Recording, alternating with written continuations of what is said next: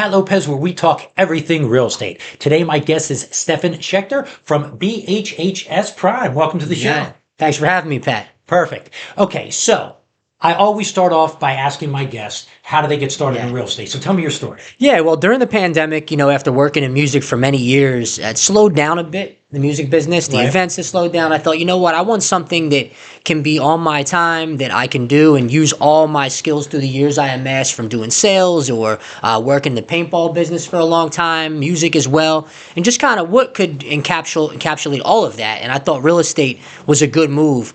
So I got licensed a couple years ago, and it's been cruising since. Okay, so was there a mentor? Like, how did you start off at BHHS? I did, yeah. I started out with Dave Liepert, and a longtime friend of mine, David Quaintance, who's actually also a police officer. He kind of coaxed me into coming on board. He had got his license, and I'd known Dave for like 30 years. So it made sense. So it's a personal thing. Personal connection, and then it's a family-operated brokerage, very, very personal. Very, very good place to start as a realtor. Okay, and then how long have you been? About 3 years or so now. Yeah, licensed for 3 years. Okay, and then what is your book of business? Are you dealing with buyers, sellers, investors? All of it. Buyers, sellers, a little bit of investor purchases. Also, of course, first-time home buyers as well, working with you guys a bit. Really, if it makes sense for the client, then we'll find them the right situation. Okay. Really? Perfect. Okay.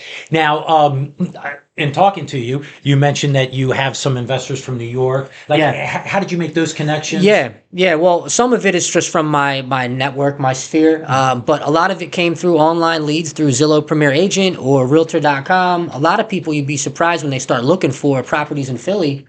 They just go on one of those sites, and they find a realtor through one of those services. And I've been lucky to capitalize on that and really use that as a primary driving force. And it's a numbers game. You try to talk to everybody and help them, and you'll find out who you can help and who you can't as you go. But that's really how I got it rolling. Just like casting a wide net, I guess you'd say. Now, dealing with investors, did you have, and like Dave, he does a lot of investing. Yeah. Did you have mentors as far as like figuring out the numbers and understanding, what people are looking for when it comes to that? A little bit. A lot of it was just kind of like, learn as you go. Right. I'm a learn by doing type of person. So it was get out there, see what works, see what doesn't, trial by error. But I also do have someone that I went to high school with who's a phenomenal real estate investor for a lot of years. Okay. And he had given me a little bit of insight while I was getting licensed. After I got licensed, some things to try to look for, the 1% rule,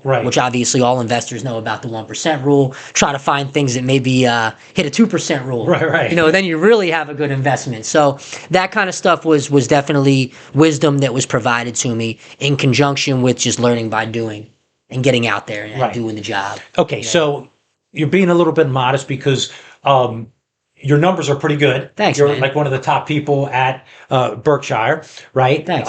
So what do you attribute your success? Like, what are you doing that is separating you from the crowd? What do you think? Probably, I would say that I try to be as consistent as possible, and discipline is key. So I'm usually up around the same time every day, walking my dog and setting my day on track to be a productive day. Right. So I think consistency and discipline are the two elements, and this is for any business. Right, any business. Yeah. Any business. It really is a universal cliche, but I can't say it enough because for me, it's how I turned life around from self-sabotaging my progress for lack of discipline to now enhancing my progress by having the right amount of discipline. I think that's really the key. Okay, so let me ask you this question. So do you have a schedule? Like I interviewed one top producer. I mean, this guy was like number 15 in Philadelphia. That's impressive. That's impressive. We're talking about, millions and millions of real estate. Yeah. And he turned around and he said, listen, I come into the office every morning, I study the MLS, seeing, what's sold, what's new listings, is there price decreases, like what is going on. Then I make at least 20 phone calls a day, that kind of stuff. Do you He's going to get it. Right. Do you have a schedule like that, or I do. I do. Typically, if I do showings, I try to do them in the morning. Like I'll start around 11, 12. Right. That way, I have my 9 to 11 to just evaluate my book of business and see, what task is next for what client. Who do I maybe need to give a nudge to? Right. Who maybe should I wait to give a nudge to? Just evaluating where I'm at with everything. So I typically do have a pretty regimented routine that I'll kind of work with. It's flexible though. Right. Within this flexible routine, but I try to stay consistent for the reasons that you said. Right. It's very important. That's really the key to, especially in real estate, because you could have days that are down days. You might get bad news on a deal and then the phone isn't ringing. Right. You got to try to not let those days bog your mind and just stay moving, stay going. What can you do next? Right. What kind of positive progress can you get somewhere? Okay, great. Yeah.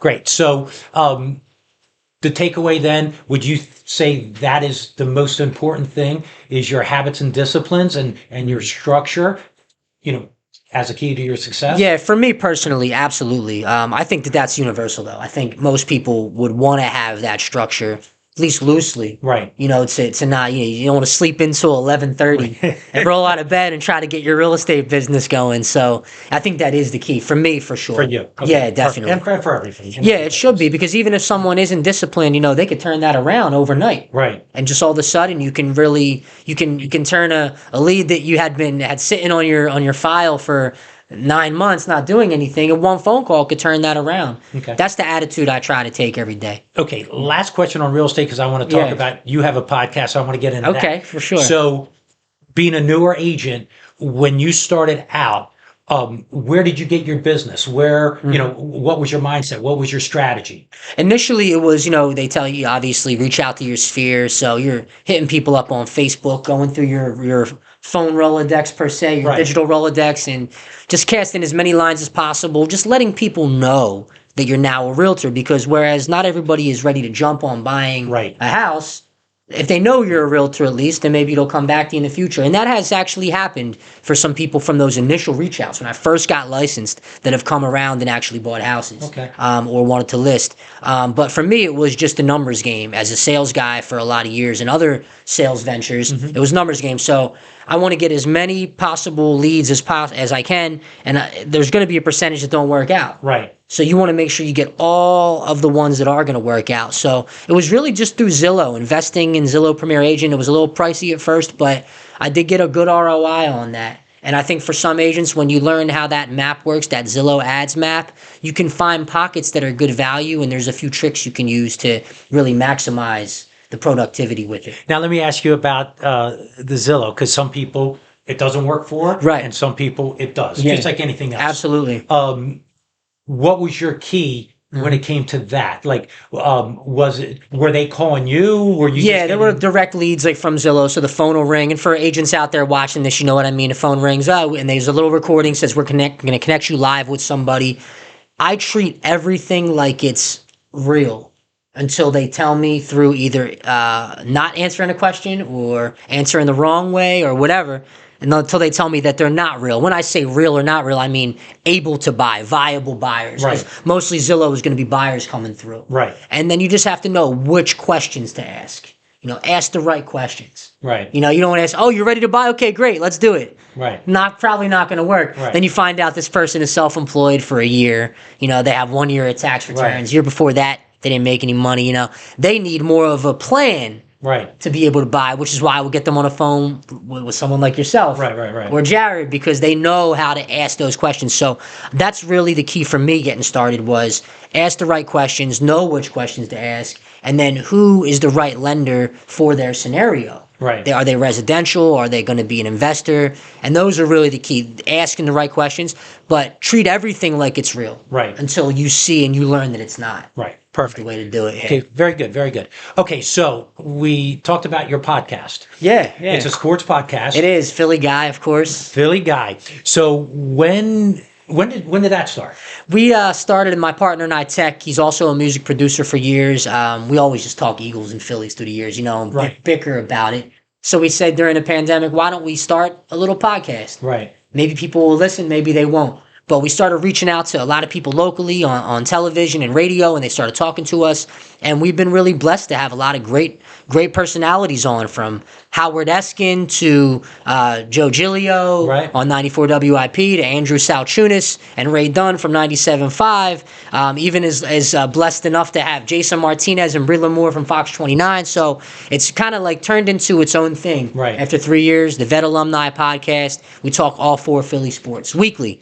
Okay, and you've been invited on TV. Yeah, we Fox 29. Absolutely, pretty neat. They reached out in terms of working with us more as like partners. So we're partnered with Fox 29 now. I might be on air once or twice a month, talking about whatever the pertinent topics are, and it's cool. It started out just as something fun for a couple Philly guys to do, because we grew up going to Veteran Stadium and seeing the Phils and the Eagles play at that unique ballpark that we had, if you want to call it a ballpark. And that's why we wanted to frame the basis of the show around Veteran Stadium memories. Now, how often does your show come out? Is it a weekly? It's a weekly. Yeah, we do it. We try to do it weekly. Sometimes life gets in the way, but we have guests on just about every week. We had Noah Levick from NBC Sports Philly last week talking Sixers. Because they made some trades before the deadline. Absolutely, yeah. Some average trades at best. But we'll fire it back up for the Phils soon. Yep. The spring training just started. It gets fired back up. Pretty excited. Best time of year is baseball. I love baseball. Actually, I talked to my son. We're gonna probably go down to spring training this year. Nice, man. Beautiful. We've been talking about it for years, and finally said, what the heck, we got to do it. Got to do it. Okay, so what is your ultimate goal, do you think, with the podcast? Well, it'd be nice to obviously fetch a big name sponsorship and someone to present the show. You might see it sometimes like Vitamin Water Presents, or not saying we want to have them sponsor us, but just in general, an idea. We did recently partner with Rhythm, which is a betting app that uses AI-backed props to help bettors pick. And they sponsor our Prem's Pick segment, which I do at the end of every show, like professional picks and things like that.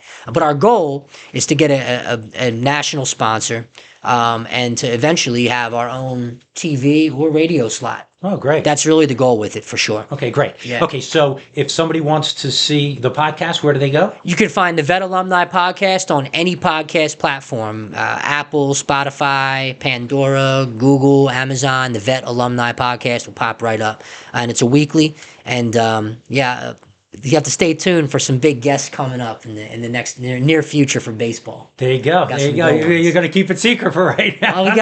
I'll give you one. We do got Tim Kelly, the director of Phillies Nation, coming on in March, and a few more that we'll be announcing as well. Okay, for sure. Like any initials like BH?